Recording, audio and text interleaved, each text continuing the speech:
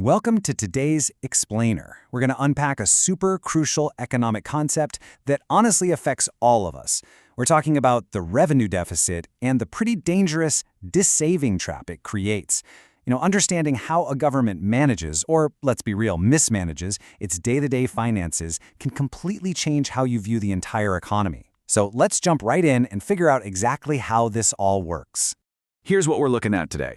We'll start with the twin budget chambers, define the revenue deficit, and then walk through the three main textbook implications: government dissaving, the interest burden, and inflation pressure.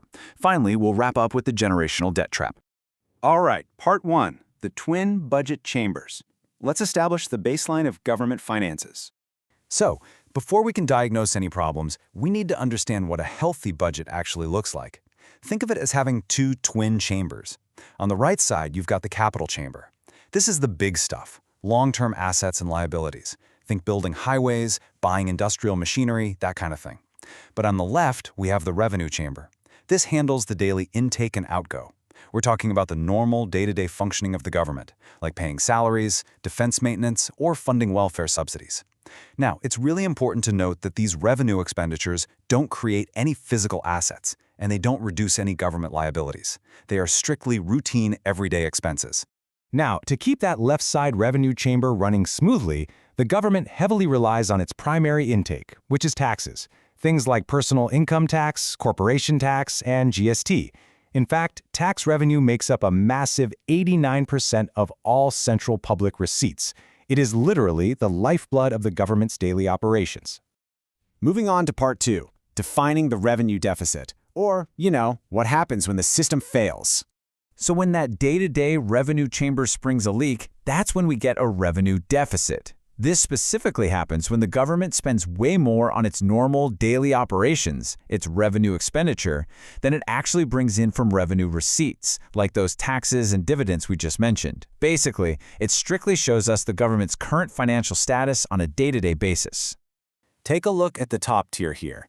It acts kind of like a diagnostic monitor, and it shows how relying on borrowed funds just for daily consumption creates this massive gap in the government's operational funding. When your everyday expenses are exceeding your receipts like this, it's an immediate, glaring warning light. It essentially shows the government is just burning through cash to exist without actually building anything new. To put this totally abstract macroeconomic concept into some real-world perspective, think of it like this. Running a revenue deficit is exactly like taking out a personal loan or swiping a high-interest credit card just to pay for your daily groceries. Not only do you fail to build any lasting assets, like a house or a car, but you also pile up credit card interest that someone is absolutely going to have to pay back later. You're basically just consuming today completely at the expense of tomorrow. All right, part three. Implication one, government dissaving and the desperate need for borrowing. That grocery analogy leads us right into the first big symptom. The classic textbook point here is that a revenue deficit means dissaving on the government account. It literally indicates that the government is spending more than its current income.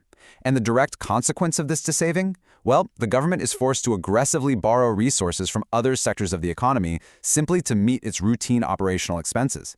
Basically, they're draining resources from the rest of the system just to keep the lights on. Next up, part four.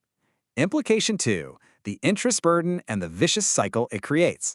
You see, once that borrowing to cover daily expenses actually starts, a vicious cycle builds up fast. Higher borrowings today lead directly to increased future revenue expenditure, specifically in the form of heavy interest payments. It's just a brutal mathematical reality. Paying all that interest worsens the deficit even further, and it can potentially force the government to borrow more money just to pay off the older interest. That dynamic is what we call the debt trap. The ultimate consequence here is an undue, honestly unfair financial burden placed right on the shoulders of future generations. They're forced to feel the pinch of paying interest for consumption they didn't even get to enjoy. Part five, implication three, inflation pressure, or money without assets. Because all these borrowed funds are being used entirely to finance routine consumption rather than creating productive assets like highways or power plants, a very specific economic chain reaction happens. Money gets injected into the economy, but the actual output of goods and services, it stays exactly the same.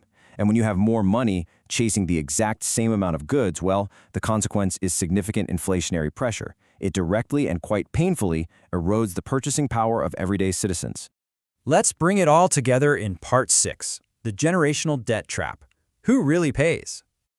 When you step back and look at the whole picture, these textbook implications paint a pretty stark reality.